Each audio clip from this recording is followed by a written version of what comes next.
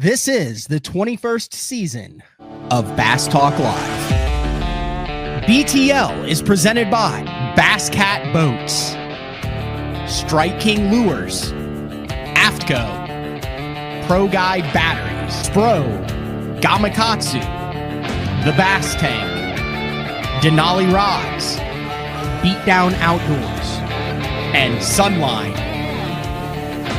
BTL coming at you. Good morning and welcome to another exciting edition of BTL Bass Talk Live, where we're going to talk about bass fishing. We got a good show today as we wrap up the 2025 season, which is hard to believe. I did mention in the last Best on Tour this week with Dave Rush, we kind of previewed the final Bassmaster Classic spot that was up for grabs on Lake Hartwell in the Bassmaster Team Championship. One of those odd scenarios where you build a bond with your teammate, you work your ass off to qualify for the national championship, and then you finish in the top 5, and then they say now you're mortal enemies, go beat each other, where one of you can crush each other's dreams while he can sit in the stands and watch as you fish in the Bassmasters Classic after they make teammates go head to head. That happened, and a familiar name ended up winning the team championship in a fish-off. Fisher Anaya makes the Bassmaster Elite Series, and then literally on the last day of the last possible way to qualify, makes the Bassmaster Classic to kick off his Elite Series career with a spot in the Bassmaster Classic. He had a 2-day total of 39 pounds, 15 ounces. The TNT Fireworks Team Championship Classic fish-off to make the Bassmaster Class. So he had a 20-pound bag on Hartwell, which is really impressive, considering, especially if you talk to a lot of those guys, and I know they're catching some big bags at Lanier right now, but if you talk to a lot of those guys that are on the blueback lakes, there was kind of like I would basically call it like an open season period on them, where the big spots, Hartwell, Murray, that type, Clarks Hill, were like, oh, we're out here chasing herring, and anything that's moving through the water column is edible and delicious. And it took them a couple years to realize, oh, they can see us out here. And now it's really hard to catch them from the guys that I've talked with, and from my experience having been out there. So that's a big bag for Fisher. A guy who's probably he's fished blueback lakes for a long time. He might be the most senior angler on the 2026 Bassmaster Elite Series, and I think he would gladly take that 7 days a week and twice on Sunday heading into 2026. That's today's guest, Mr. Mark Menendez. Is that correct, Mark? Are you the most senior angler on the 2026 Bassmaster Elite Series?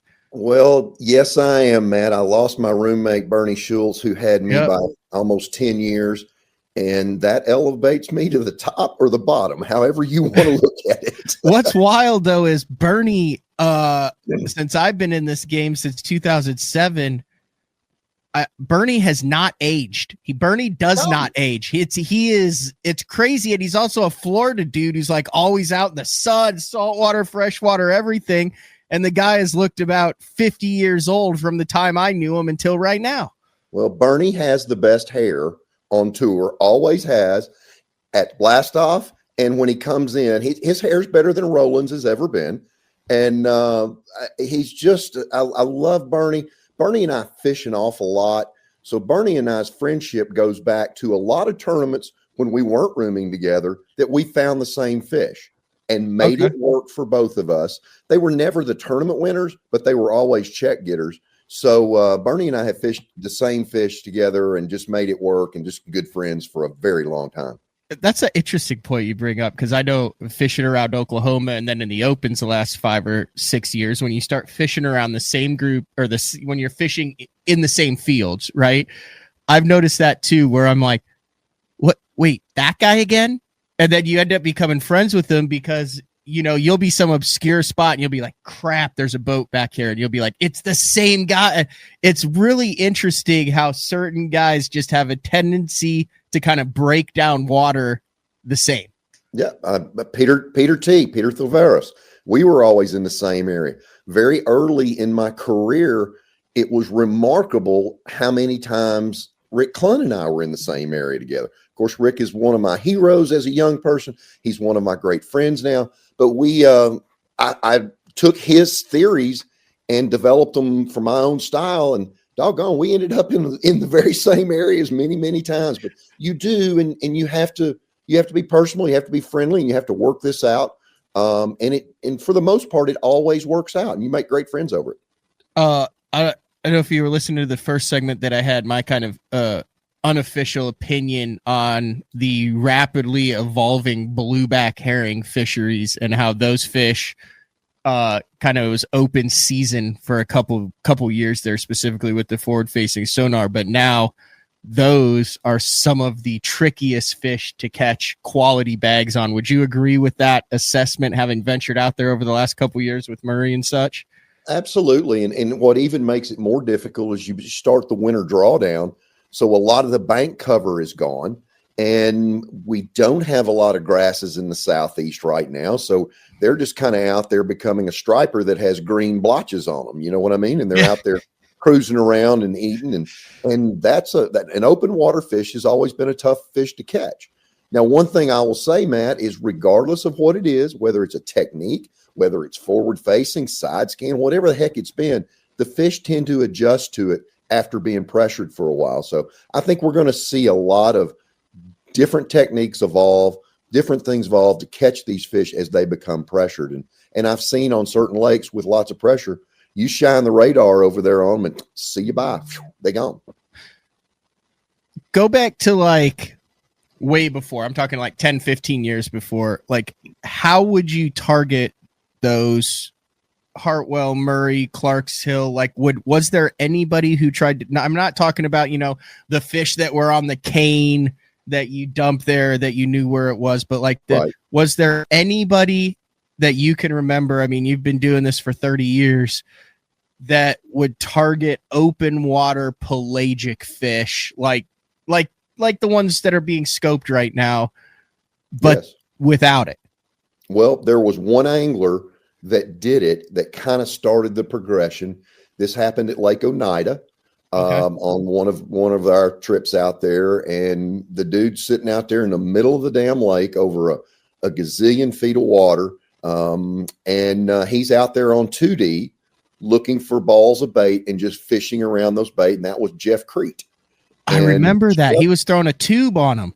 He was throwing a tube on him, but Jeff was really good at striper fishing in Oklahoma. Texoma. On Texoma. And so he took that when he saw big rafts of birds out there, minnow-eating birds out there in the middle of the lake. And he didn't win the tournament, but he sure made it competitive. He was a top 3 or 4, as I recall. And I'm kind of like, woof. If anybody ever figures that out there, we're in trouble. The guys that are using, seasonal patterns and up on the bank and flipping docks and whatever you have. And that opened up a whole new world to me. Oh my gosh. You're absolutely right. So this isn't it, but here I just found this random video.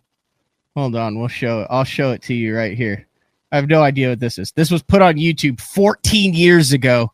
Mark, I mean, he's running the hydro wave wrap there, and the title of this thing is Jeff Crete on schooling smallmouth bass. Just listen to this. This is very interesting. Let me tell you what's going on right now, like on my home lake, Lake Murray. The fish are all suspended pretty much in the middle of the lake. The bait is all in the middle of the lake over deep water, and really, I mean, you can't. It's not like you can go through and catch them vertically. So what I'm doing, I'm driving around. When I see a lot of bait, what I'm doing is I'm throwing my trolling motor down, and I'm actually cranking that volume up. Anyway, it's a thing on hydro wave, but that's exactly what you just talked about. Yeah, well, if he hadn't had that yellow boat back then, nobody would have ever seen him out there in the middle of the damn lake. And that kind of keyed it off was the fact that he had a yellow wrap at the time. And you drive by there and you think, damn, maybe I need to go out there and check on him, see if he's broke down or something. But no, he had figured that out. And there's a few little series of ridges out there way off the bank, little contour changes, and that's where all the bait was in that lake the time that we went. and he made it work. It was impressive. If I remember off the top of my head, that was the event that Chad Griffin ended up winning. He found a topwater school of smallmouth, had nothing to throw topwater with, had one of the Zell Roland Excalibur Zell pops that had just come out, and ended up catching them on a 20-pound test fluorocarbon and a popper. Well, and as I recall, that bait had been in the bottom of his boat for a while. Yeah. And it had rusty old hooks on it too. So when you're destined to win, you're destined to win. And but I think that is the tournament. Yeah, because Harold and I were tasked with trying to get that bait to show off for the wide open segment. And when we went to the tackle store, it was closed. And we had to basically go to the back door and catch the owner of it leaving, beg him to let us go in to get one of the baits so we could show it off on wide open that night. But yeah, no, that's a great find there. I need to get Creed. I know that this is his busy season he's at that island. All he does is tan and take bachelorette parties out to an island in South Florida on a pontoon boat for like 8 hours at a time. It's a hell of a life, Mark. Nothing wrong with pontooning. My wife and I bought a pontoon boat this last summer, and we've spent a lot of hours on it. What a great way to relax. I take my wife, not bachelorette, so it's still a good way to relax. Yeah. Speaking of things that probably wasn't relaxing, that was your path back to the 2026 Bassmaster Elite Series. Now, I follow this. This is obviously what I do for a living, but I don't really understand, like, the way I understood it. You were fishing the EQs because you were trying to get back on the Bassmaster Elite Series, thinking you were out. And then a post came a couple days ago. Hey, back on the Elite Series for 2026. As much as you want to go in depth on that, Mark, walk us through that final cast of the 2025 season up until the see you next year post. Well, it all started at the end of our Elite Series this year. And the way we requalify, Matt, is the top 70 in points are automatic requalifiers. Mm-hmm. So anyone below the top 70, we go to what's called our career averages. And I have a relatively decent, I've always had a relatively decent career average of Angler of the Year standings, where I'm right there in the top 50 almost every year. Well, these little whippersnappers, these young kids that have come in here are such talented young anglers, they've dropped that average quite a bit. So once you get from 71 down to about 90 on the current Angler of the Year list, then you start doing your career average. And when that goes here, and here, I found myself to be the first man out. Completely distraught, thinking, wow, this could be the end of my career. And you found that out when, or you knew you were in that position before the last couple, or was this after the season was over, or like when did this? Okay, so it was after. So you didn't know you were fishing for your life in the last couple. Correct. And I knew I better step it up. Yeah. And had the opportunities at 10 Killer and at La Crosse to make the top 70. That's how thin, razor thin it is, Matt. I lost 2 fish at 10 Killer. I lost 2 fish in the last 5 minutes at La Crosse, and that was the difference between me not being in the top 70. Mm-hmm. You cannot afford to miss or lose any fish anymore. You just cannot afford to do it. So once we get into that time period where I know that I'm the first out, I was like little Abner around here. Melissa wanted to shake me and just wake up, because you weren't ready to hang it up. Like, you're still enjoying it. You still like the travel. Like, you're still a professional bass fisherman competing at the highest level with years ahead. Well, it's my identity. It's what I've done for 35 years. I don't know anything else. So I'm thinking I'm getting ready to lose everything that I've done for the last 35 years and prior to that. So I felt like I should go fish the EQs because the 35 years was well worth the effort. A bad tournament at St. Clair pretty much took me out of that. A decent tournament at Wheeler and a big opportunity to have a good tournament at Okeechobee, which I hope I never have to go to Okeechobee again, just because I never can get them in the boat there. But it left me waiting for any attrition that would happen where someone would not take their bid. Now let's back up, Matt. In October, I received a text from my good friend and fellow elite pro Ray Hanselman saying that he was probably going to make a change in venues because his two sons are involved in high school sports. And he said, I'm not going to miss watching my kids in their sporting events. Admirable. I respect that 100%. And Ray has always been very truthful and very honest with me. I fished around him a lot as well. And we talked about that at lacrosse the last 2 days in the mornings before blast off. Had no idea that was going to impact my life, but I'm like, Ray, that's a great thing. Be there for your family because they're only young once. So our drop dead date was a specific date, and Bass moved those dates back a little bit. Then they moved them one more time, and I'm like, oh my gosh, come on, guys. Let's get this over with. Am I in or am I out? Yeah. But what I did do, and Ray suggested that when on that text in October, go ahead and start your planning, which was the best advice he could have given me. So I've ordered my Gamakatsu hooks. I have all my agreements in place. Some new stuff coming in the future that we'll get to at another time. But I'm driving home from the lake on Friday afternoon. I've been up there at the lake house, taking care of the pontoon boat, blowing leaves around, just up there working, just trying to keep my mind moving. And I'm on the phone with one of my best friends from Florida, and Lisa Talmadge calls, the tournament director. And I'm like, Greg, I got to go. And I'm like, hey, Lisa, how are you? It was like I put my FM radio voice on. And she goes, well, I'm good. What are you up to? I said, well, I'm freezing up here. And we had a little chit chat about nothing. And I'm like, come on, Lisa, give me some news. Am I in or am I out? She says, well, I'm here to extend you an invitation to come back to the elites. And I'm like, yes, I'm so grateful. Thank you. So that was the 3-month period of a lot of travel, a lot of expense, a lot of worry. And my wife is really glad to have me back again because my head's in a different space immediately. I'm so grateful for the opportunity. And as you get older, Matt, little things like this matter. I don't want to fish as long as, say, our friend Rick Clunn is fishing. I don't want to do that. He just announced he's fishing the MPFL. I mean, he is the bionic man, and I appreciate that, and I appreciate that determination and that drive and that desire and that mental capability. But my body's starting to go. I unfortunately have trigger finger in both of my middle fingers. I would show you, but that's not a nice thing to do. I get that occasionally. I've had back issues, and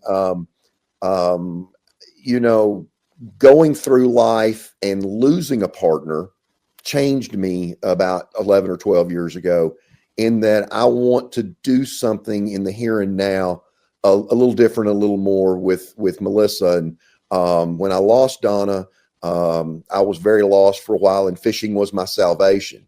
And now that I've got a second chance at life, fishing is still important. It's how I make my living. But I don't think you'll see me riding off into the sunset in a new bass boat in my 80s. I don't think that will happen. So are you on, how does this work now? How are you, I know, so the career average is like you get to drop one every 3 years that you've been on it, or so, or every 5 years you get to drop your worst year. Right. So you were right on the cut. So going into next year, what does that mean? Are you on a, hey, you got to catch them in these next 8, or do you have a little bit of wiggle room with the drop? I'm just curious on, like, it's not, it is an exact science, but to everybody who's not on the Elite Series, like me included, like, it's not an exact science. Like, we're like, wait, who's out? Who's still in? Right. It is kind of confusing, but like I said earlier on, that the career average has dropped so drastically.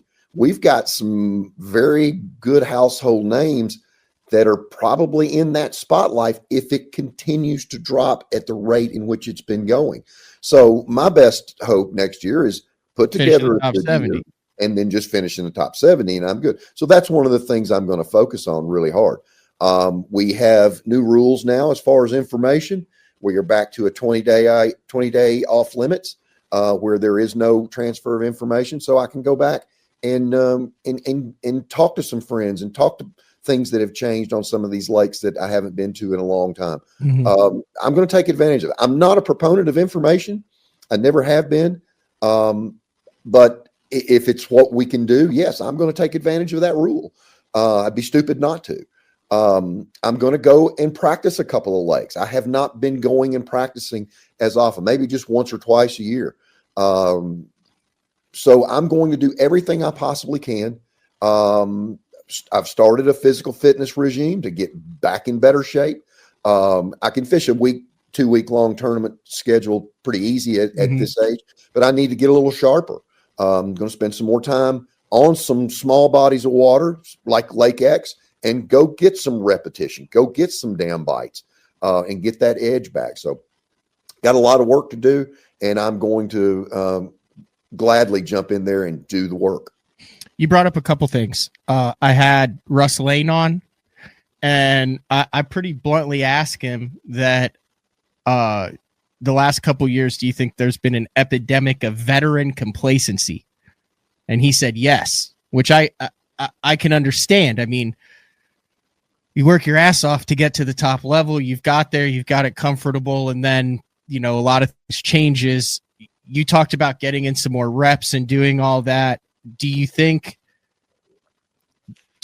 more so with the high school and the college, and you're talking about the younger anglers, there is no more, I'm here, I'm arrived, this is my career for it, that as more young, new blood comes into the sport, there's more of, you have to fight to stay there, more of like a professional sport, like an NFL thing or not, to where, if you're overshooting your receivers or you're running the wrong routes, you're no longer on the team the following year?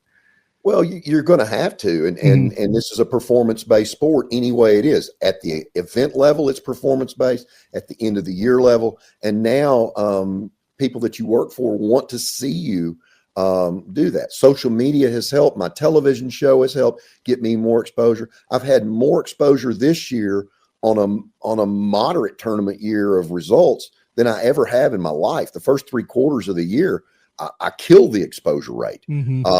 And some of my sponsors recognize that. Others were like, well, we really want to see you catching a few more fish. I had a conversation with Clun about this very thing. And I came up to him one morning and I said, look, you've got 50 years of experience. I've got 35 years of experience. That's 85 years of Bassmaster tournament experience. We should be kicking these young diaper wearing kids' butts. And he says, yeah, by definition, we should, because we have plan A, plan B, C, D, and E, because of the repetitions that we have and the experience we have between the years. He says, but what that does, Matt, it doesn't really create complacency. It gives us options in which we've been successful before. So a 20-year-old angler doesn't have those reps. He might have an idea that gets him close, but he's a hell of a lot more willing to do something radically different in a bait presentation or a location change or whatever it may be, where I still haven't gotten to plan C, D, E, F, and G. And those may take me completely out of the ball game. And that young guy that does something, crazy with a topwater caffeine shad rigged sideways with a weight in the tail, and it's the perfect, application. So yes, the age thing does help on part of it. It really calms you down. The old gray hairs, well, mine have turned white. They're not gray anymore. They're white. It makes me not blow out because I've had the experience. I know to keep the mind moving, keep the train moving, keep trying to figure that out. But on the other side of it, it sure makes me reluctant sometimes to change and do something crazy, which is how I won some tournaments in the past. Now we're gonna take our first break. When we come back, I want to get your opinion on like you're an old school angler, from sponsorships to tournament. Like you like I said, 35 years there.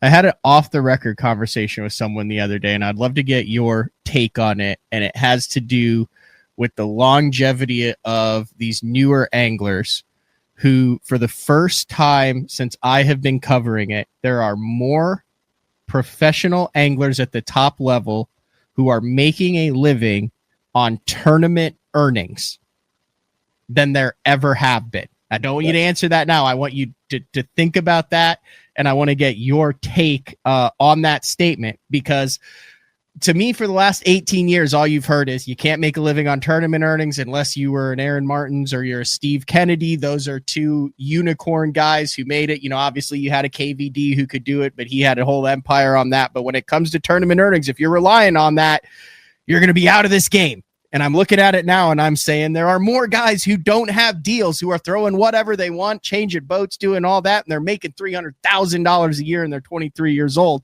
I want to get your thoughts on that. It's BTL on a Monday.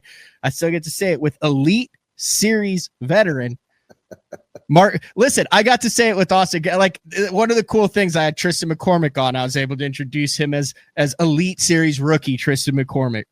Had Austin Crafer. I referred to him as an Elite Series pro in there, and he paused. He goes, "Wow, that's the first time anyone's ever said that to me on it." So I would imagine that you're used to it, but it still feels good to hear Elite Series pro. Mark Menendez will be back right after this. The new Puma STS has been redesigned from the ground up. With the angler, design, function, and performance in mind, nothing on this new offering was compromised, and the only thing carried over from the previous version is the name. Based on the Soft Touch series hull that started with the flagship Jaguar, this new model is nimble and performs incredibly well at all speeds with either a 250 or 300 horsepower engine. Featuring a new 96-inch wide-body footprint, this hull measures out at 20 foot 7 inches in length.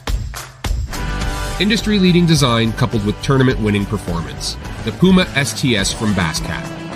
Feel the rush.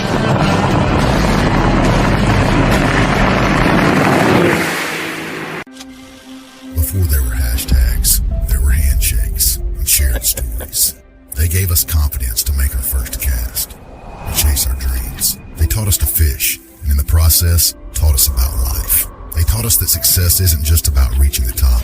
It's about lifting others up. The future isn't just about selling tackle. It's about 3 simple words. Let's go fishing. Here's to the original influencers. When I'm in a tournament, conditions are constantly changing and every second matters.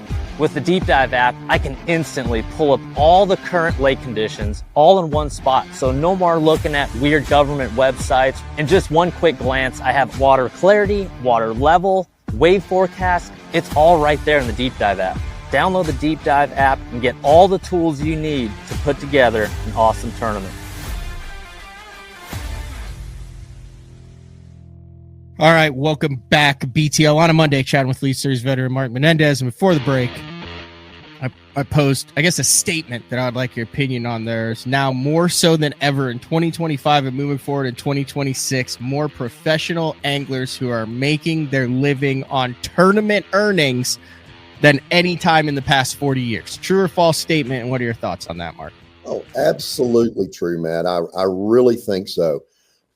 Let's back up a little bit. Okay. I started in 91, fall of 91, spring of 92 on the Bassmaster Invitationals.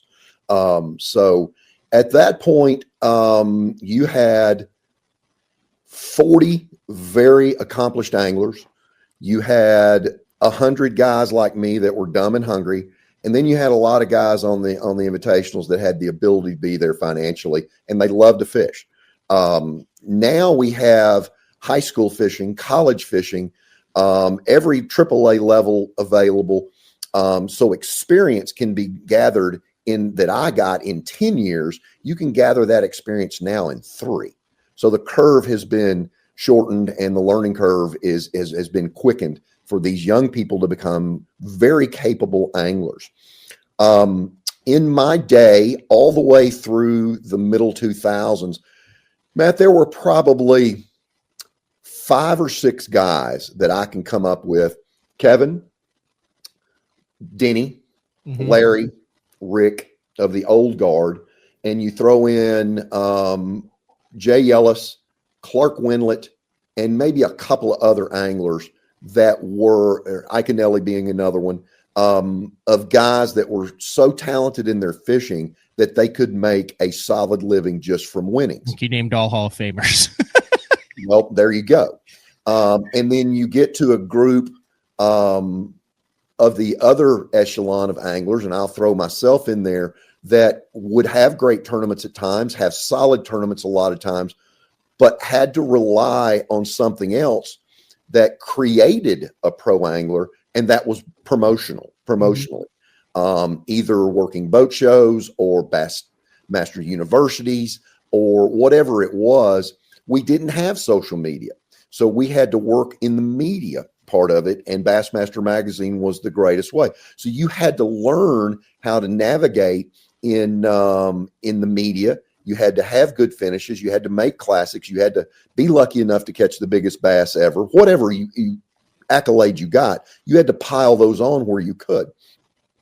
So now let's enter into social media. Now we have anglers that are not even tournament anglers that are brandishing high numbers on social media, and they're getting salaries that rival an Elite Series angler. Not to belittle them, they're good at media, but are they a capable angler that is earning credibility through competition? And I hate to go there.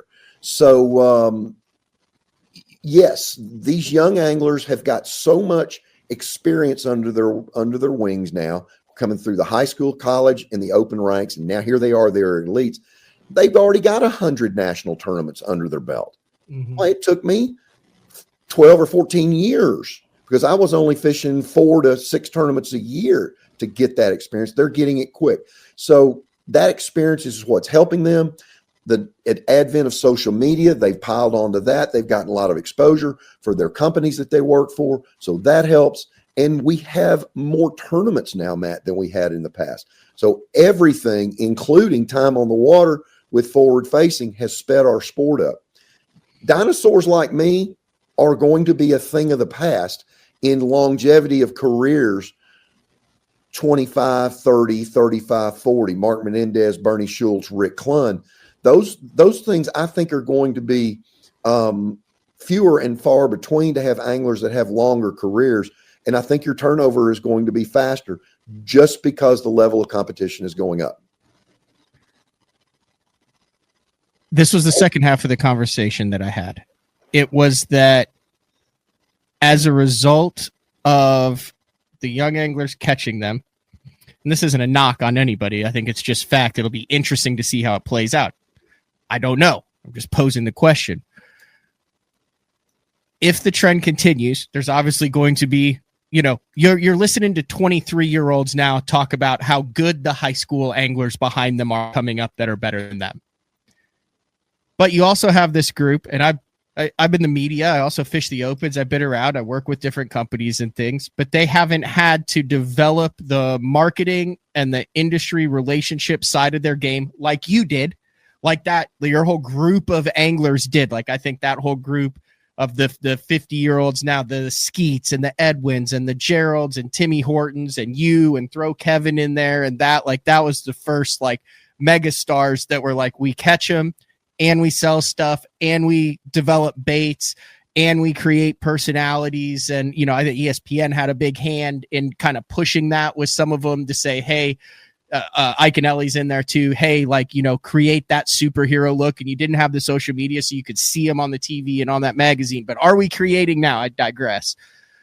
Will there be an issue with these anglers that are now making $200,000-$400,000 a year based on their earnings across the MLF and the Bass and all these independent platforms too, to where when they have a couple down years, like now it's all gravy train, but you know how fast money moves in this sport, Mark. Will there be a value deficiency with these anglers when they hit that career lull where they don't go $100,000 to $200,000 every single year? If they have a couple years where they don't catch them, you've been able to do that. You've been exceptionally consistent over the course of your career, but it's your personality, relationship with sponsors, what you add to them, bait development, all of that allows you to comfortably, quote unquote, have average years and then maximize the really good years. Is there going to be a group of anglers right now that struggle with that? Well, because they haven't built that side. I think there will be. You have to be diversified. Mm-hmm. It is so hard to sustain at the top of the sport and the top of the levels of consistency of angling. You have to be diversified. And I was lucky enough to figure that out at a very early age, that if I had a great year of fishing, I was going to get a lot of exposure through the magazine and through television. But if I didn't have a good year of fishing, I would get no exposure if I didn't have a good year of getting exposure and promotional value. So if I established that promotional value, it gave me the diversification, and it took a lot of the pressure off of the fishing. You go out and you sell a dozen Yamaha outboards.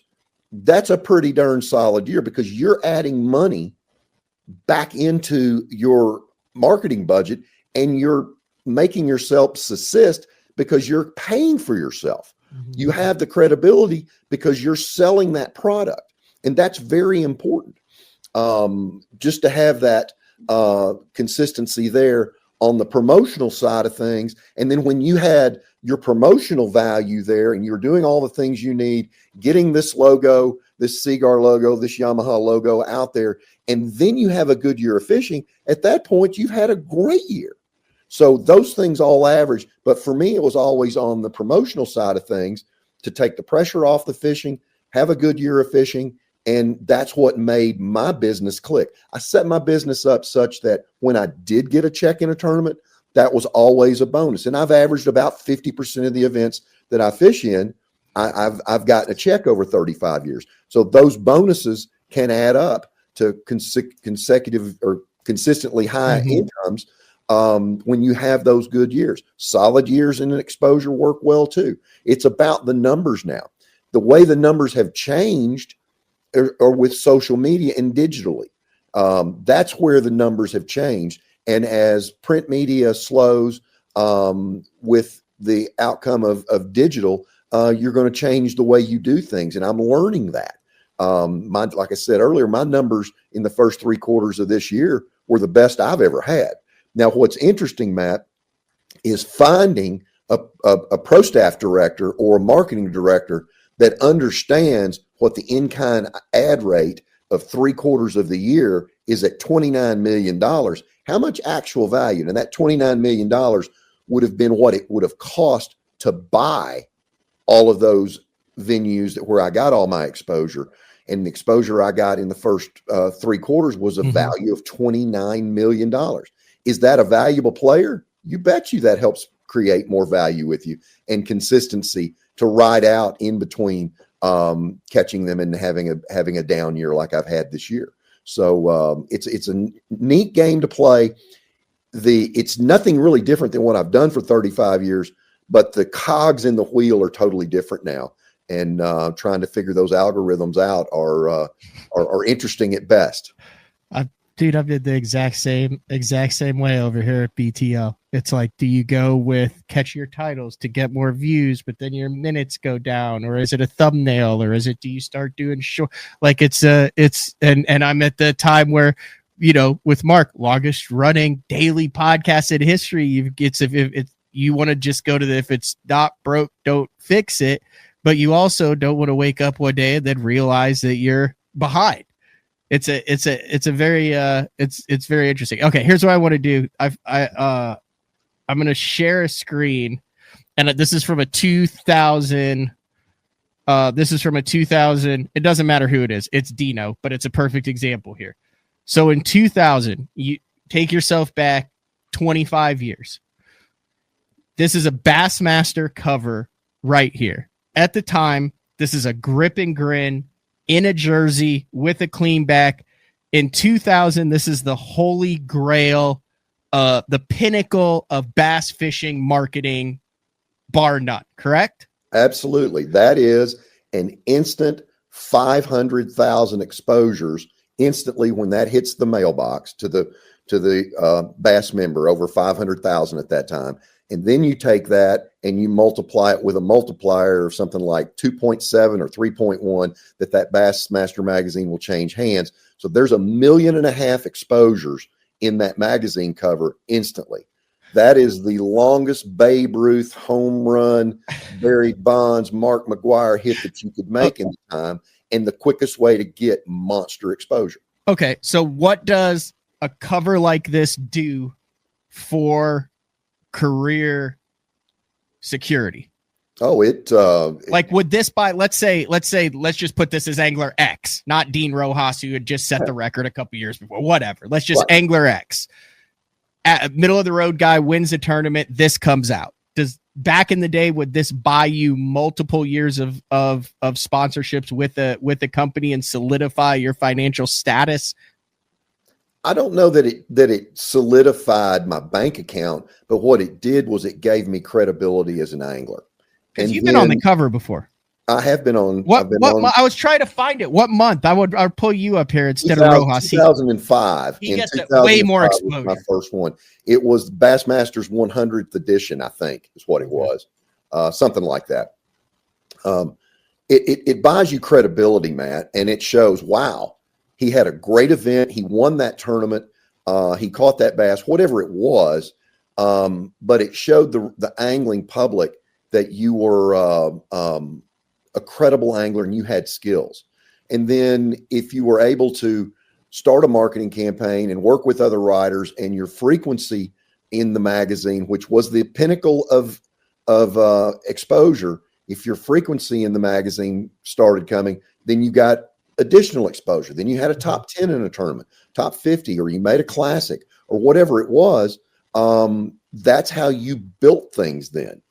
And now, you were mentioning clickbait earlier. Should we do more clickbait? I've taken the stance of just being honest.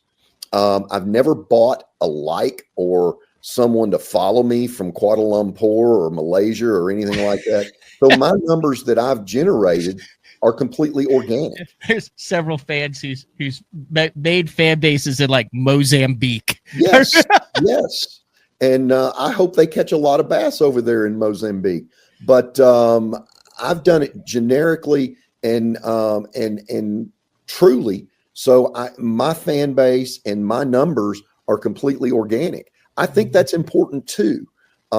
Instead of having these giant numbers, that's a later one. Yeah, that was the most recent there. That's the most recent one. So did you have stuff in your contract at the time back then, like the crankbait in its mouth, if the boat's there, if the Skeeter Yamaha logo is showing, to where that would be like, hey, you are on the cover of X magazine with this sponsor showing, you cash in on this incentive? You betcha. I have written so many incentive addendums to my contracts. It's not even funny, because I know how to work, and my relationships were so good in the industry that I knew that I would get photographs. I knew that I would get logos and images placed in hard print back then. And that really helped solidify my career. And that was part of my job. I felt like I was more of in promotions than I was an actual angler. And the promotions were the basis and the road for me to get to go to all of these Great Lakes, fish these tournaments, have a lot of fun, and still get additional income from tournament winnings. So that diversified my job and my business a long way, and that's helped me be here for so long. So I remember one of the last ones I wrote was for Lynn Reeves at Lou's.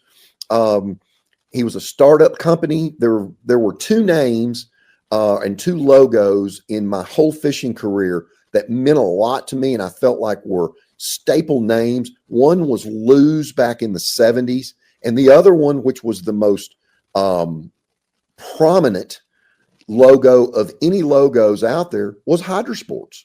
That lightning bolt Z on the side of a boat, you could see it across the lake and instantly knew. So with Lynn taking the Lou's name and licensing it, I said, we've got to get that logo out there more. He was a fledgling company. Marketing budgets weren't that high, so he paid me a small stipend, and we built an incentive program with a cap on it. And man, it tripled my contract, but yet it got that logo in places that it couldn't have gotten any other way, and it was a meteoric rise. I was going to talk about it right there, but there it is, right there, Hydrosports, exactly on the cap of what the time was the biggest bass ever weighed in Bassmaster history. But you know what the coolest thing about that is? I challenge all the BTL listeners and watchers to go back to that episode on YouTube. It was Megabucks in 1997 at Richland Chambers. I challenge you to go back and watch that weigh-in footage because Ray Scott guesses the weight of the fish before I ever put it on the scales. That's an like to the realize ounce. that till I saw the footage after it came out. And I said, "Oh my gosh!" Ray guessed the weight of a 13-pound 9-ounce bass. That's how good he was, and how much fun he was, and how I miss Ray so much. But yeah, that was cool. Here it is. Here, so this is obviously from one Lynn Dollar's YouTube channel. Yes, and it's been negligent on my part, but I have a lead, and I believe two people involved. I want to speak for him. There's a chance that he would be open to coming on BTL and talking about this. I think he lives in my neck of the woods. Is what I'm saying. That would be amazing. He has preserved Bassmaster history better than anybody. And Matt, I won't lie to you. I watch those old videos. Oh yeah, I do too. Weekly, just to go down memory lane, just to see something like this, to watch when buddies won tournaments or when I was in the same area. It's just, I love going back and watching that. And it excites me. It excites me because the thing that tricked us all into fishing back in the day was being able to make that presentation, to flip that jig next to a log. And it was the anticipation of pitching that jig in there and the visualization, the jig falling down by the tree, triggering that bass, getting in the, I didn't catch him on that cast. Well, let's make another one. And I had the same anticipation. And that's what made us all love the fishing. So the anticipation with forward facing is gone now. And that's what I don't like about forward facing. Yeah. It takes that anticipation away. I use it. I'm adequate with it. I'm not an expert at it. I use it, but the anticipation of catching those giant fish is what made us all love the sport we're talking about now. So I just know, I mean, obviously you catch way more giant fish now with scope than ever did before. But I also know, like, when I catch a big one, and I'm even just taking a picture of it for the gram and releasing it right there, like, I feel immense pressure to make sure that that fish is healthy, that it doesn't go in the box, that I hold it properly, that I release it. I couldn't imagine you're at the Texas, fisheries there. You've got Ray Scott. You've got the big catch and release thing. This is in a Megabucks tournament. Did you feel pressure after you caught that fish of like, I got to make sure like this thing is swimming when I weigh it in? I mean, it looks like they were looking at it before, like Ray was down there looking at it before you even, like, there are no cell phones or anything. Like, did you come in and flag someone down and be like, something amazing happened? Like, how did that all? Know how that all transpired. And yeah, the responsibility of keeping the fish alive was first and foremost on my mind. And I never left the area once I caught the fish, so I didn't travel. It was kind of a rough day that day, and she fit diagonally in the live well of that old boat, and she couldn't even move, so I had to be careful. I pulled up on the bank to weigh in, and Ron Sheffield was next to me. And he goes, "Well, how'd you do, Mark?" I said, "Ron, I've only got 4, but I've got an absolute giant, an absolute giant." So Ron's sitting on the bow of his boat, and he goes, "Well, hey, Mark, pull that old big old fish out of there. I want to see that big old fish." And I said, "Okay, Ron." I pull it out of there. I hold it up, and he goes, "Oh my God, that's BASS history." And I'm like, I don't know how big it is, but I just know it's big. So I had a 14-incher, a 5 and a 6-pounder, and a 14-pounder. And by the time I got to the weigh-in, got my bag, got her in the bag, and by the time I got to the tanks, Ray already knew. Somebody took it straight to Ray. He already knew. Dewey already knew, and he came down there to take a look at it. And so that's how that went. But the good thing was I was lucky enough to make that historic catch, but I have a fisheries degree biology in my back pocket from Murray State University.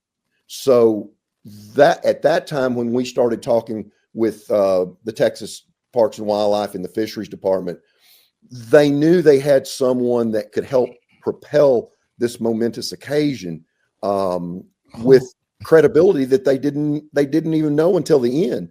So that created a whole new stream of things, and that fish ended up going to the Tennessee Aquarium in Chattanooga, where she lived 7 more years.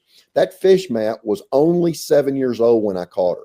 So she almost had a 2-year growth rate, 2 pound per year growth rate. And she lived to be over 14 years old in the aquarium. The thing it did was over 2 million school kids a year got to come through the Chattanooga Aquarium there in Tennessee, the Tennessee Aquarium, and get to see a part of history and maybe excite them about maybe they could go catch one like it. So she had a lot of eyeballs on her, and it was a great thing for everybody and a great thing for bass fishing. I love, and I mean, I obviously didn't know him personally. I got to meet him a couple times in the late 90s, early 2000s. But Ray, Ray's happy for you. But that look at the hand on the hip there, the hand on your back. That's you just made me a lot of money, son. That's what that look is there. That man is happy for you, but he is more happy for his organization and what that bass, the publicity that fish will bring. Like, look at that. You couldn't wipe the smile off of his face when he's Well, I mean, it was lightning strike. And, here's another sidebar to this whole thing that is really kind of crazy. We went to the California Delta let's see, that would have been, my record was 97.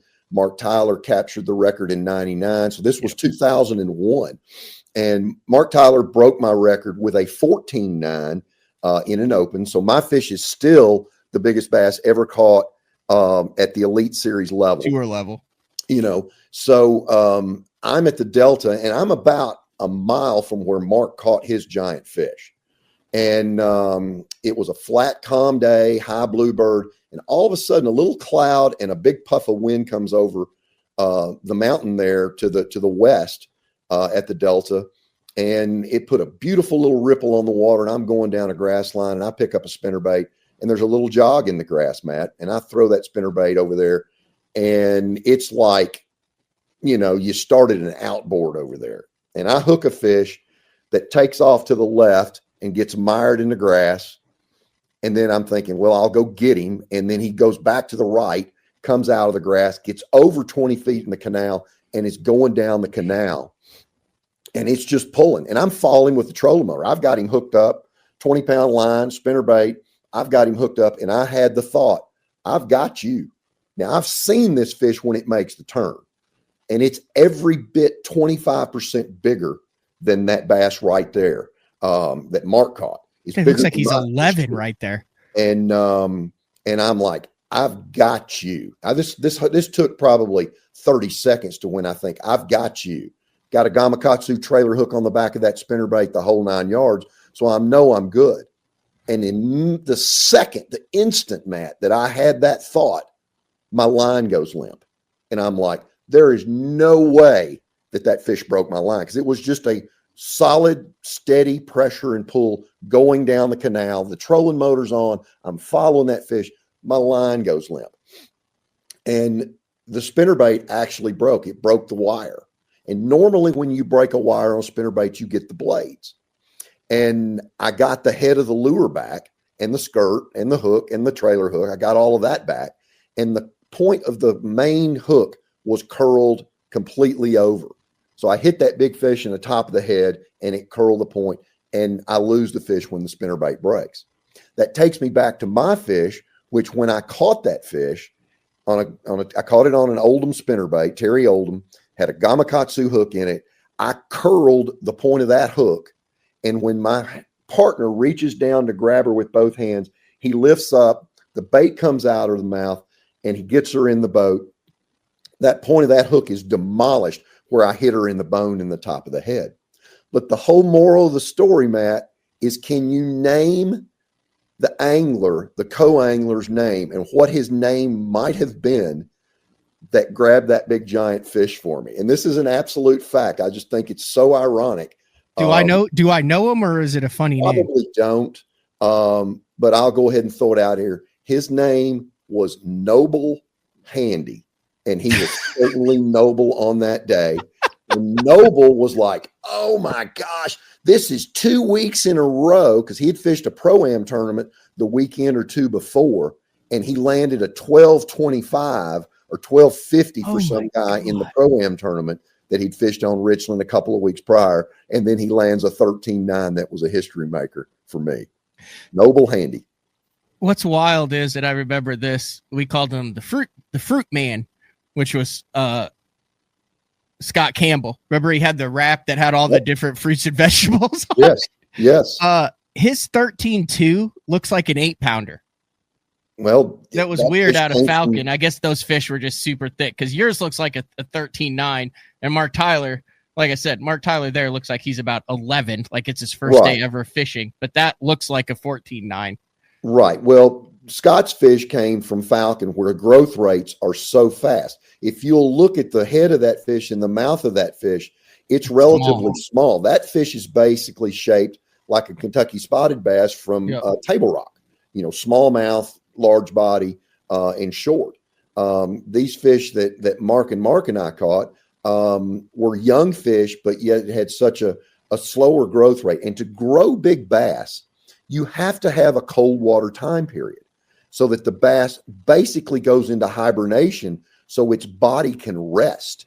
And at the California Delta, December, January, February, and part of early March, that water temperature is in the 40s. At Richland Chambers, that's far enough north that it's not in that subtropical zone, that it gets waters in the 40s for a month or two. And that's why when you look at the rings on a fish's scale, you'll find those concentric rings of the tree on those scales like that on the fish too. And those tight rings are those slow growth periods in your cold water time periods. So to grow giants, like in Southern California, there's a month or two that it gets cold enough that they actually stop growing and their bodies rest. And that's what you have to have big bass. Does it surprise you that there hasn't been a fish over 12 weighed in the Elite Series?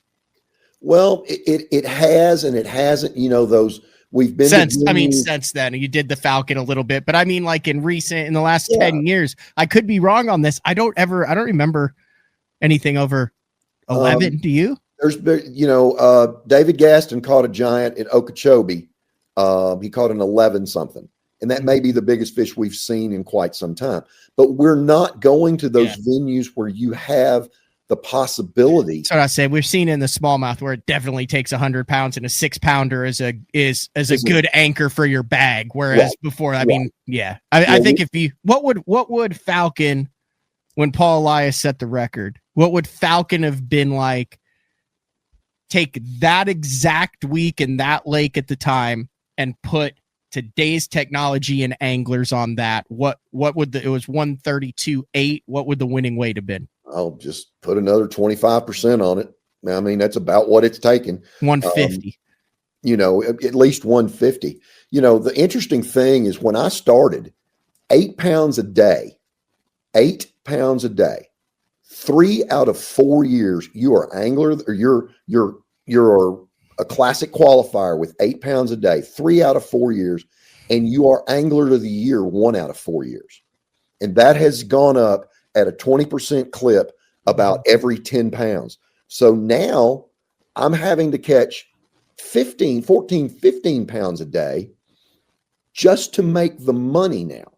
So angler of the year now has gone up to 20, 21, 22 pounds. I don't even know. I've not done the calculations, but back in the day, that's how much our skills have improved and how quickly the sport. I was over at Jeffrey's house the other night. I said, we found all this old footage, and it's him and Harold. I believe it was 2007, and they're wrapping up day one of Champlain. Right. And Harold is just going off about how the field averaged a 14-pound limit on Champlain. And that's why they come up here, because they are just absolutely cracking them.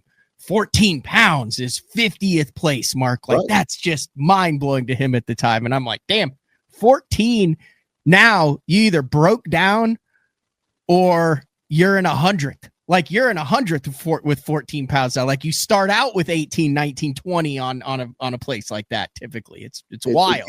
It's amazing. And St. Clair is one. The St. Lawrence River is one. You've got Champlain. Those northern fisheries have so many 3 and 4 and 5 pound fish in them. It's amazing. They don't have 7, 8s, and 9s very often. There's a unicorn or two up there. Yes. We had a St. Lawrence tournament that I came back with a 20-pound sack. This was probably 15. I came back with a 20-pound sack and had a 6'3" largemouth, and everybody was oohing and on. Well, that's 6'3" largemouth and 20 pounds doesn't even get you the time of day now. We do, in this career that I've had, I've watched venues go up in weight. I've seen great venues go down in weight. So I've been here long enough to see natural population oscillations that are really cool. Some lakes like a Toledo Bend have always been very consistent, Rayburn being another one. But now we're seeing different locations have these great populations of fish that show great numbers. What I really like in a tournament is going, say, to a lay lake where your big fish is a 5 or a 6 or a 7 pounder. Christy goes over there and catches almost a 10 pounder. He catches the one unicorn in the lake. But that really makes for a much more equal playing field. The other thing I would love for us to see and change back to, but television requirements and television timing factor into this. Let's have some more fall tournaments where it is tougher, The COVID year of 20, I did not get to fish that year because of a back injury. I thought was the most interesting year. That was the year that I came and did commentary with Jeffries on BTL for all those. I remember that because I was sitting on the bench. But, we watched Clark Winlet the last day of the season grind out 4 that weighed 8 pounds on Lake Fork, and it gave him enough cushion to win Angler of the Year. I want to see us put more of our skills back into it than was that the year they went to Chickamauga? That was the year they went to all these wildly good fisheries at bad times and absolutely, a 3-pounder on Chickamauga. That was where they were skipping wacky rigs around docks. They were hoping to get 2 or 3 frog bites, 10 to 12 of I remember that year. It was wild to see fisheries that you knew were good, but that, when you're there during a really crappy time, that was a badass year because it was powerhouse fisheries that were rescheduled to the crappiest times you could ever be there. But that's real fishing, Matt. That's what our BTL watchers and listeners, that's what they have to contend with every year. It's not always Hollywood when I go to a damn tournament and I catch 100 pounds. It's not. That's not real fishing. Real fishing is a day in which you get 6 bites and you catch all 6. And that is 100% efficiency. That is the test of true angling. And I would love to see our tournament situations go back to some more of that instead of going to these anabolic steroid lakes where there's so damn many fish, you can throw it over your shoulder and catch one. Now, those are fun tournaments too when we're blasting them. But I really, really like the grinders. Those are the ones that really show how you can figure out a very minuscule pattern and make it work. Nick said Mark smashed the nail right through the wall with that comment. One more thing. I'm just curious. It's somewhat related to this. And now we could openly talk about it with the 28th day off limits. Drunkwood said, do you think an elite will ever go back to Kentucky Lake? And why does Matt suck so much there? We don't have to worry about the second half of that tournament, but we have a comment, but we have had you on a number of times where you championed the carp cause. There are a bunch of, coalitions. It seems, and having been there for the past, that is actually a situation where biologists worked with fishermen, worked with nature to where it's not solved and it's not perfect, but it is under control. That's just an assumption. That's my opinion as an outsider from Oklahoma who goes there a couple times a year and is active on it. Is that a fair breakdown of the carp situation on Kentucky? Those are the optics, and I was lucky enough to have my face implanted on that because I was watching my area just dry up, Matt. Businesses going out of business, tackle shops, gas stations, boat dealerships, hotels, diners.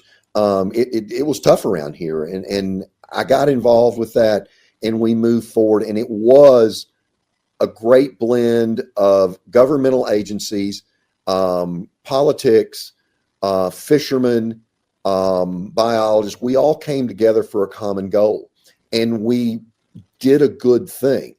The one thing that we didn't count on, and this is based on conversations with my area fisheries biologist, Adam Martin, who's a great biologist and an avid fisherman himself, is we've been lucky enough to find out through TWRA in their electrofishing studies that they're not finding any young of the year Asian carp in our system. The only Asian carp that we're getting in our system is coming through immigration through our dams. So with the numbers of carp not spawning as regularly as they did during that perfect storm time period, and the fact that we have learned, that our biologists have learned that the life expectancy of these fish is not as long as what we thought it was going to be in our waters, we're getting a twofold exponential decrease. They're not spawning, they're not living as long, so they're going out of the system much faster than we thought, has lessened the pressure of the carrying capacity of our lake, which carrying capacity is the ability of the lake to carry X amount of fish, regardless of what. I remember when you came on before, you were literally there. What you did one show where you were like there, you talked about that as their biologist, and you said there are so many pounds of carp that there physically cannot be bass. And if it continues at this rate, the only thing in the lake will be Asian carp. Absolutely. And that's where we were headed. And then we started turning that around about the time Mother Nature said, okay, Mr. Asian carp, this is about as far as we're going to let you go. And we started removing millions and millions of pounds of Asian carp, and we're still removing those fish from the lake. You don't see near as many of them in the lake as you once did. But the interesting thing that happened was you had all this room in the bass world, in the bass population, and smallmouth, for lack of a better term, are not great parents. They spawn, they watch their babies for a couple of days, and then they're gone. And the babies have to fend for themselves. But where those smallmouth were spawned and where those smallmouth grew up, they had great recruitment. They got recruited to bigger size. A largemouth is a much better parent than a smallmouth is and stays with those babies longer. But our numbers of largemouth were so puny and so low, it took a lot longer for those largemouth to catch up. So they're still not caught up. Well, we're getting there. And I'm going to step out on a limb, Matt, and say in the next 2 years, you're going to see a reversal. We're probably right now at a 60-40 smallmouth, largemouth. You're going to see Kentucky Lake return to that 60-40 largemouth situation that we have, because we have such a tremendous number of 13.5 to 15, 16-inch largemouth in the lake, and they're prolific spawners. And with those numbers come more numbers and more numbers, and the habitat just lends itself better than smallmouth.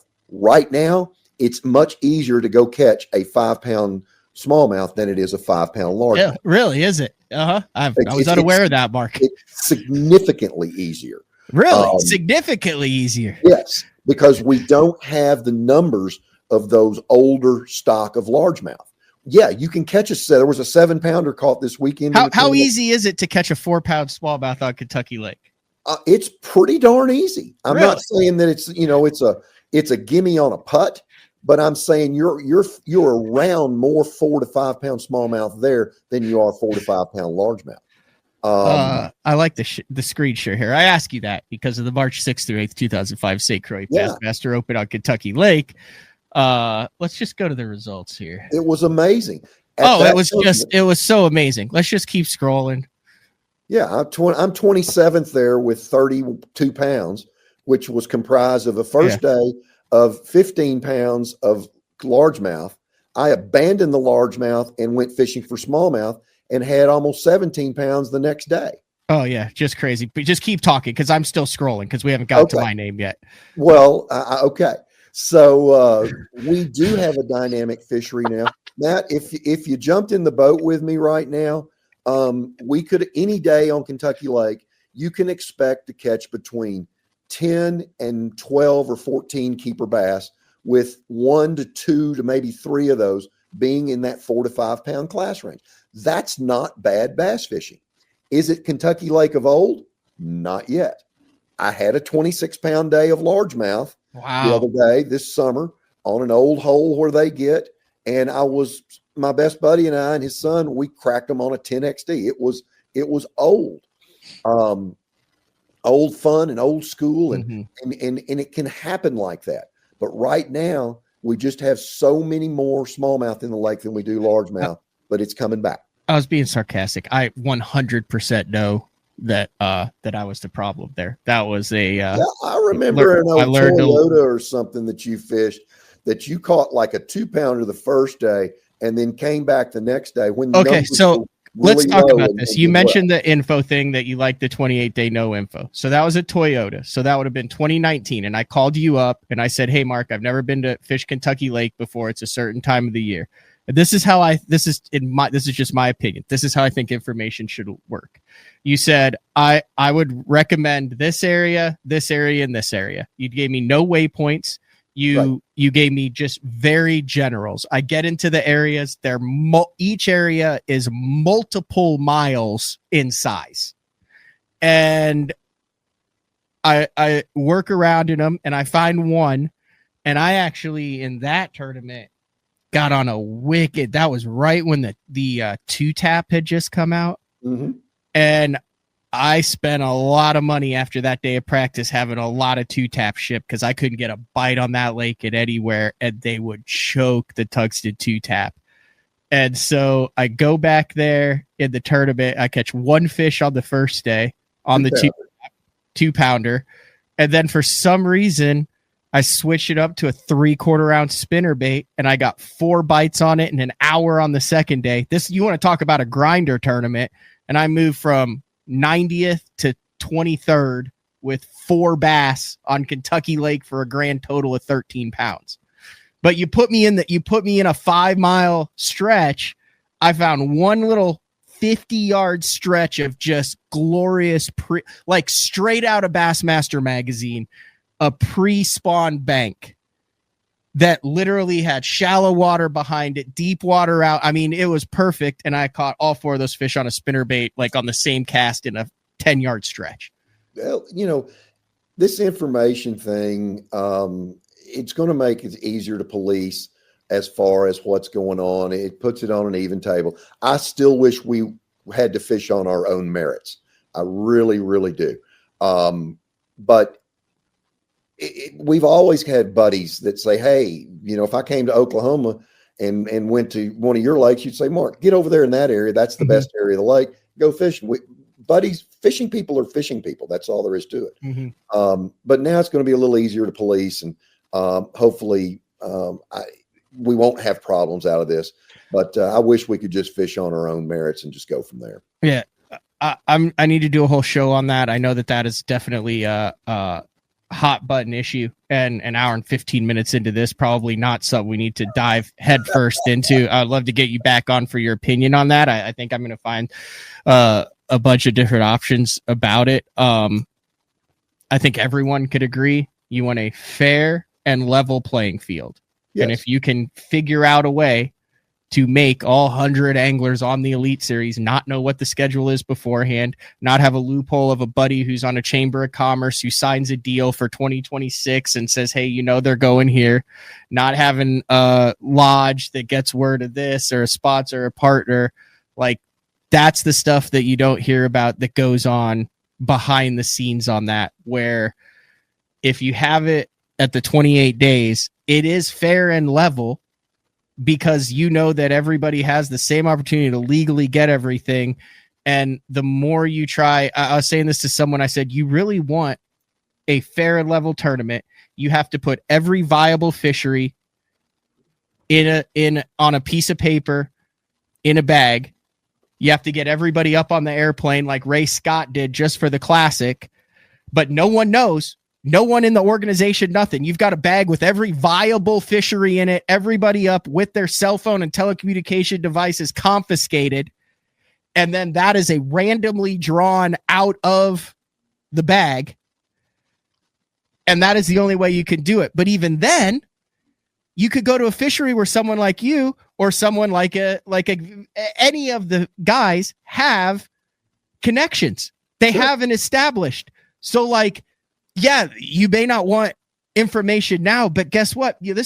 I've talked with this ad nauseum about guys to be like, well, you share information with the guys that you're already on tour with, and you fish for 20 years where you had anywhere from a 2-week to a 28-day off limits. And on certain fisheries, rocks don't typically move on some fisheries. Certain areas where fish live don't move on other fisheries. So it's still not a fair and level playing field, because then you have guys who don't have information, but you have guys who have gotten information on that fishery for 30 years and they're rooming with guys who have that information. Their information highway is very little affected. And if I'm one of those guys, I'm going, yeah, make it a whole year, because I don't want these guys getting on it. The only thing that I think that you run into the moral obligation is the purchasing or bartering, which Bass has done a good job of counteracting at it like this way.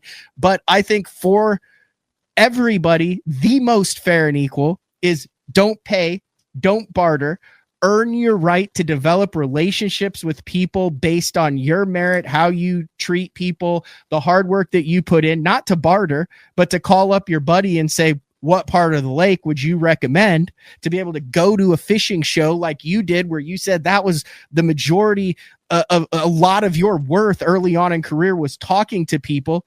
Sure. To be able to go and talk about freaking Grand Lake up until January, instead of going, whoa, you said a lake that started with G, I'm out of here, I don't want to get DQ'd. It's better for the organization. You're representing them. It's better for you. It's better for your sponsors. It's better for developing relationships with the fans and everything down the road. And the fact of the matter is, when it comes to no information, it does not matter what the format is. The gray area guys will find ways to play in the gray area, whether you make it 1 day before, 5 days before, 2 weeks, 365 days before. But at least this is all out in the open.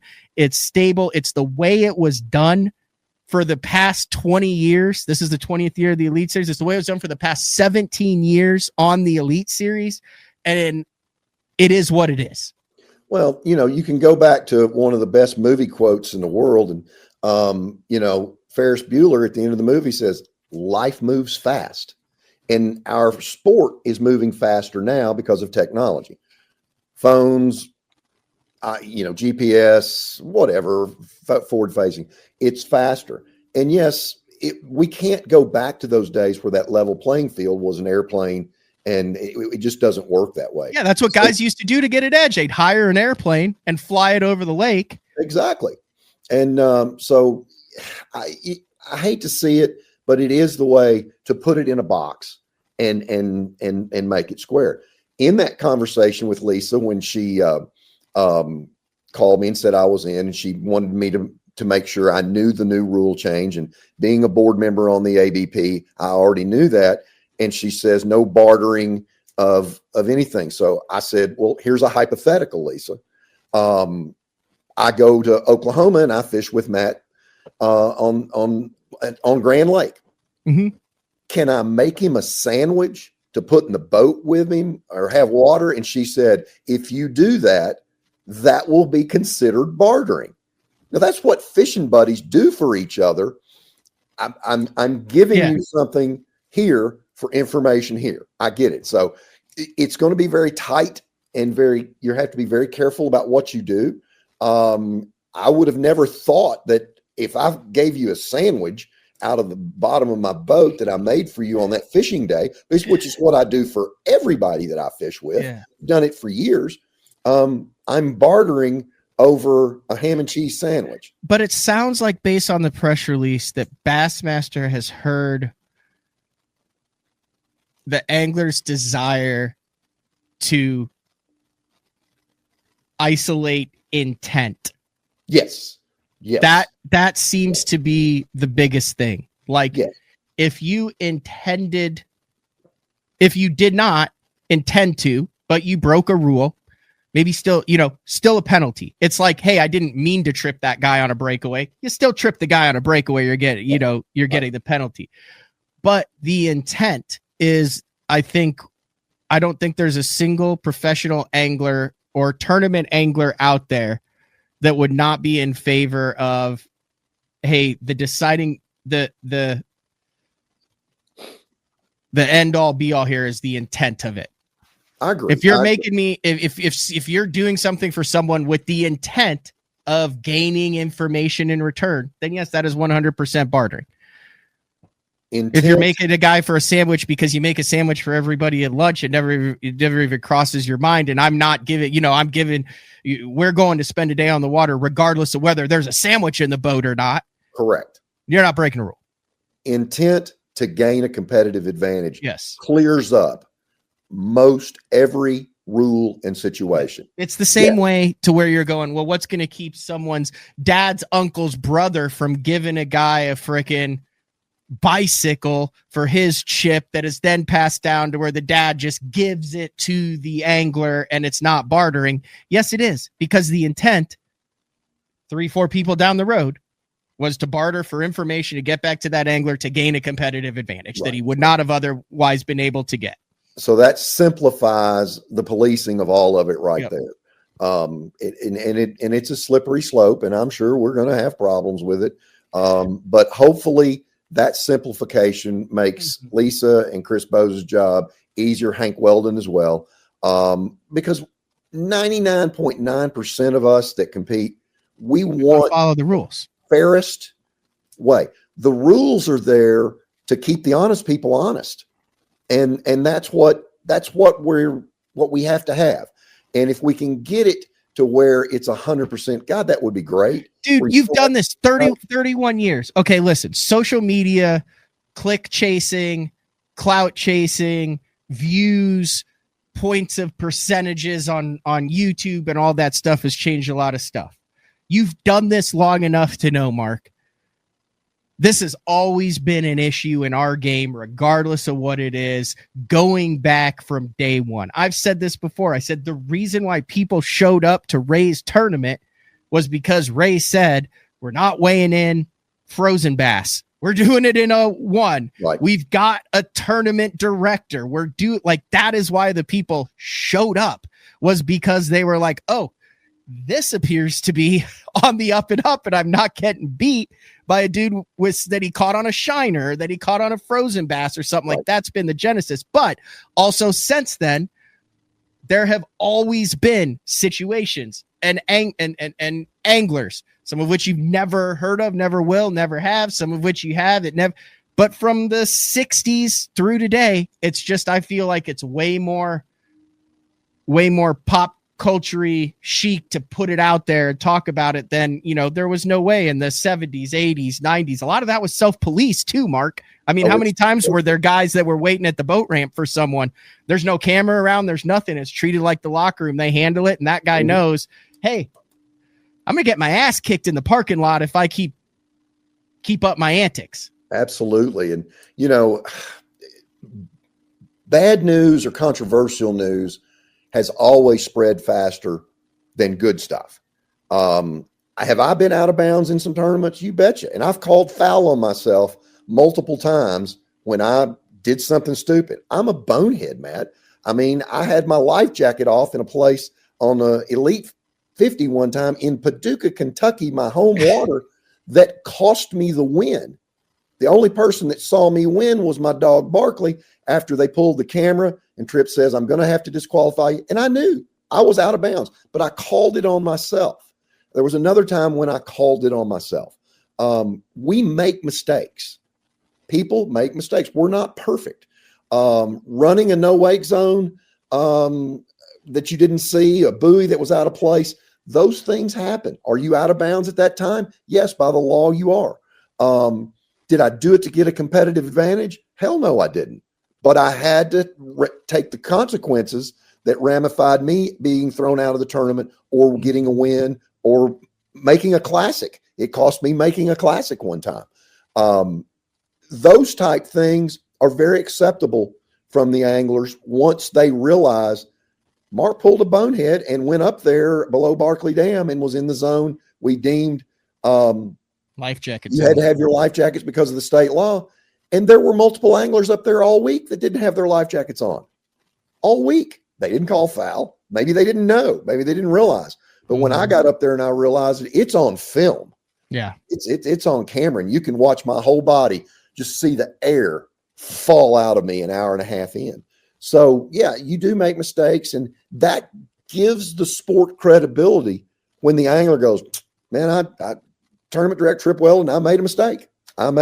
Here it is. I'm owning up to it, and I'll take my punishment.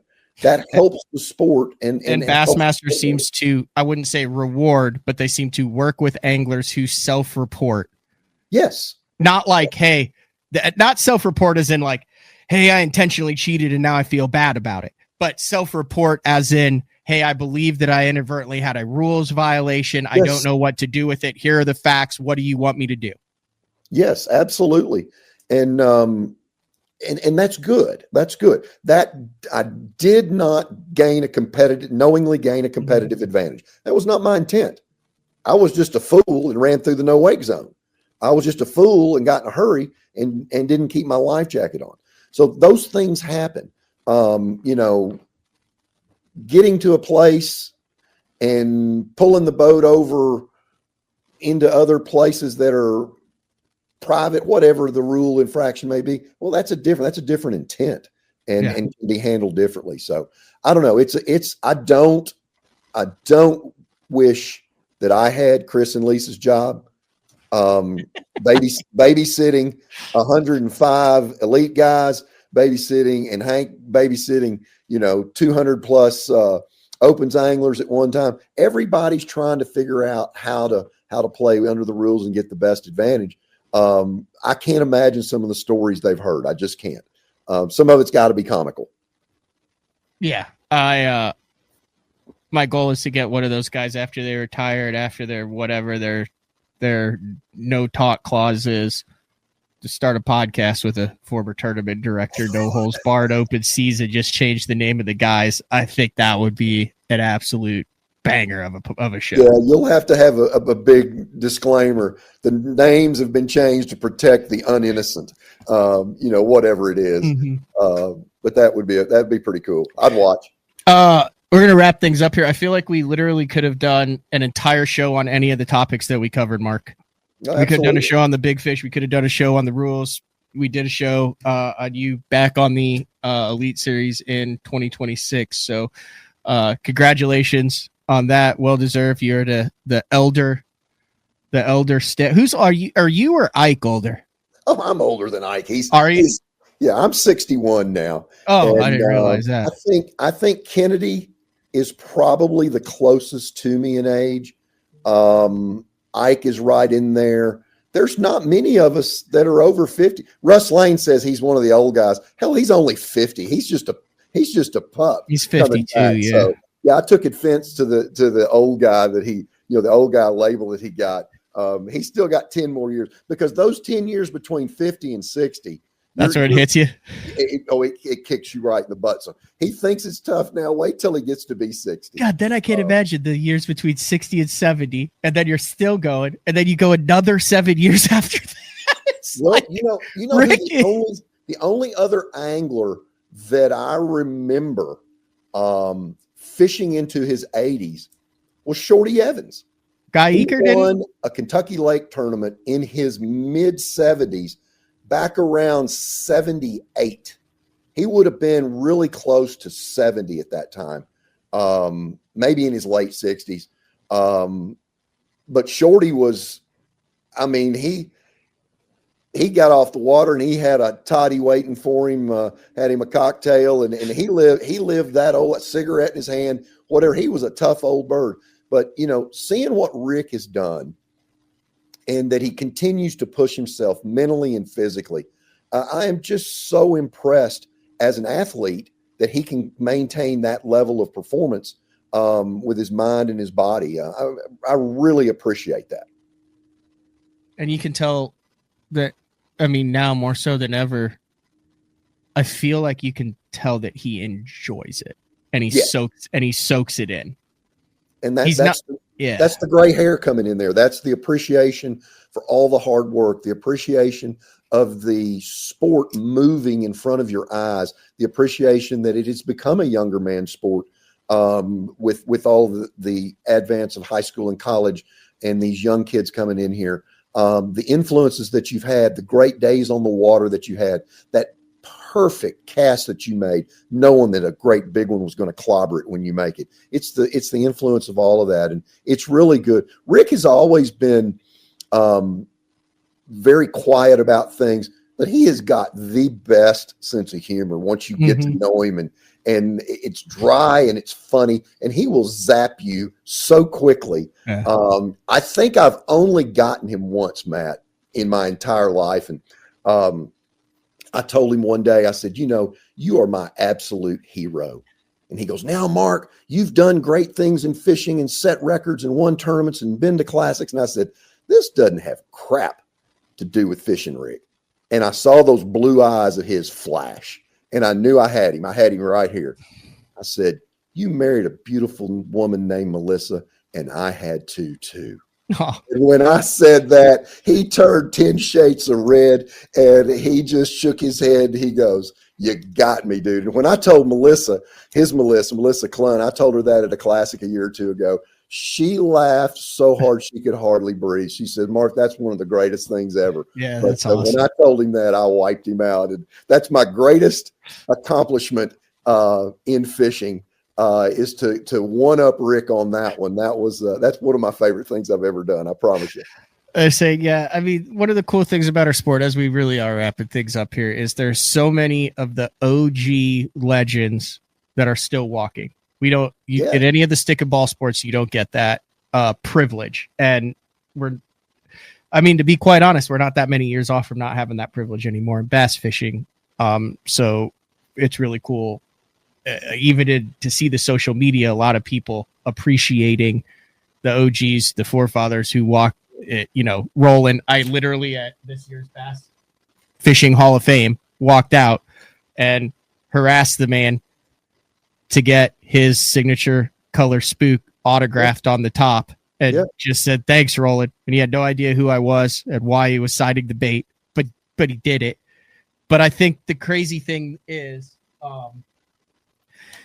like, I'm late 30s, early 40s in a Bassmaster Open thinking about getting off the water, and you come around a point because, you're tired. You've been up there since 4, it's 6:00 in the evening, and you're like, son of a bitch, that's Rick Clun out here still throwing a freaking spinnerbait on the bank. And you know for a fact that he was out there before you were.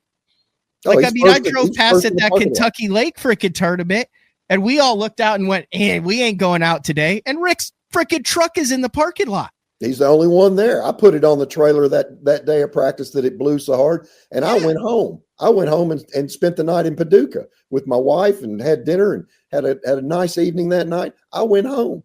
It's tough old birds. It's a whole different, Guy Aker is still fishing. Guy is up there bumping 80 pretty hard. Jimmy Houston fishes hard. Hank Parker, there were some rumblings about a senior tour coming, and boy, I wish that would hurry up and come. I think that would be fantastic for our sport. I qualify now that I'm 60 years old, but I would be one of the young guys again. And that's what I'm trying to do, is recapture my youth, Matt. I think you would get the most eyeballs on that if you only put them on Great Lakes fisheries during the spring and fall, and just bungee cord to the butt seat and send them out. Oh, come on to surf and drag a tube around. But I think just like out of Buffalo, out of St. Clair. I think it would have enough eyeballs. Oh yeah, it would. It would really help our sport right now. I think it's time. Golf has that. My next door neighbor growing up was on the PGA Tour. His name was Russ Cochran, one of the only left-handers out there. And Russ was a steady Eddie, good golfer. Only won one PGA tournament in 91.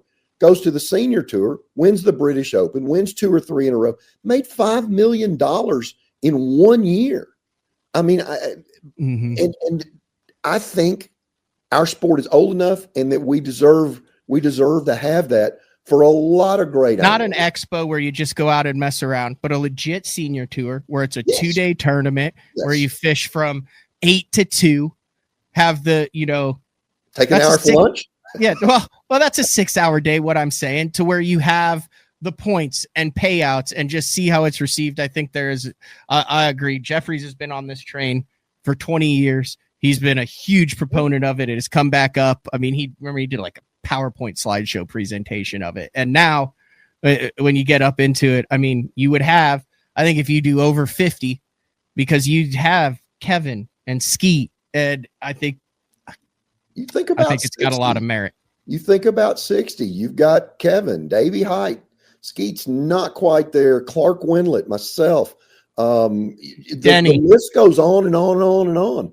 Yeah. And still all of us are capable anglers, but the ones that we really appreciate are the Jimmies and the Hanks and Bill Dance and all of those. Hey, I've got a guy here that owns a gun shop in Murray, Kentucky, that in the early 70s was one of the premiers. He won the BCA championship in 1977, made 5 classics, won all of those tournaments back then, and that's Hugh Gray Massey. I see Hugh, he's 80 years old, and he looks better than you do, Matt. He's 80 years old and still loves to fish.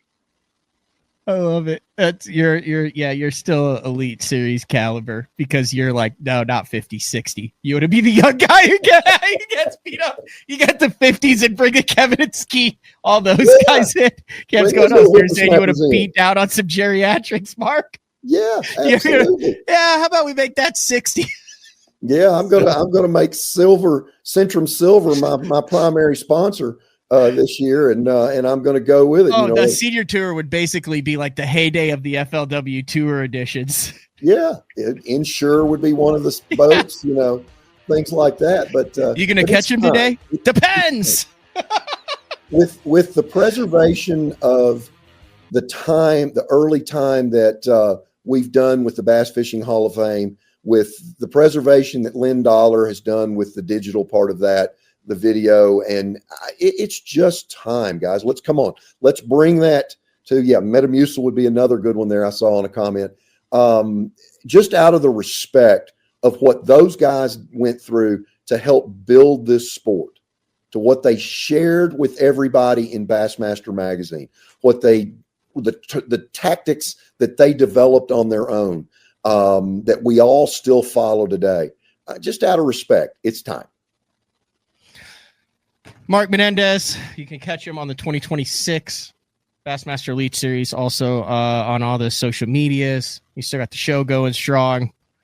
I like it. A lot of old school techniques mixed with new school. And you'll see, I have 8 crankbaits on the front deck. You're still catching them on the jerk bait, all sorts of good stuff. So always appreciate it. Very educational, and a good time. So have fun getting ready for the Elite Series in 2026, and thank you for the hour and 40 minutes of your time. Well, thank you for having me, man. I really appreciate it. Want all the BTL watchers to watch on January the 2nd. There will be an unveiling of a new partnership that I'm extremely, extremely proud of and excited about, and we will unveil that January the 2nd. So follow me at Mark Menendez Bass on Instagram and Mark Menendez at Twitter, and you will get to see what's going to happen in 2026 with me. Very cool. Congratulations. See you, Mark. See you guys. Bye. All right, the one and only Mark Menendez. We're going to wrap things up. It's a recorded show tomorrow. I'm headed to Bacharach in Mexico, but we're doing it with Kyle Welcher. He's been doing some crazy stuff on YouTube. I said, hey, I want to chat with you about it. He goes, those silly videos? I said, those aren't silly videos. There's a deeper meaning behind it. Also, I know that there's a little bit of maybe some controversy about the latest and final college football playoff bracket. Maybe some people that are really happy in Indiana, some people that aren't really happy, but it reminded me of another controversial bracket that went down for $500,000 in professional bass fishing. I don't know if Welcher knows about this or remembers about this, but we're going to talk to him about that. Also, tomorrow night, 7:30, CTL Crappie Talk Live, Zeke Anderson in studio. We have the next rendition of teaching bass anglers how to catch giant crappie. So a lot of stuff going on, and then live from the lodge in Mexico. The rest of the week, this has been another edition of BTL Bass Talk Live. We'll talk to everyone tomorrow. See ya.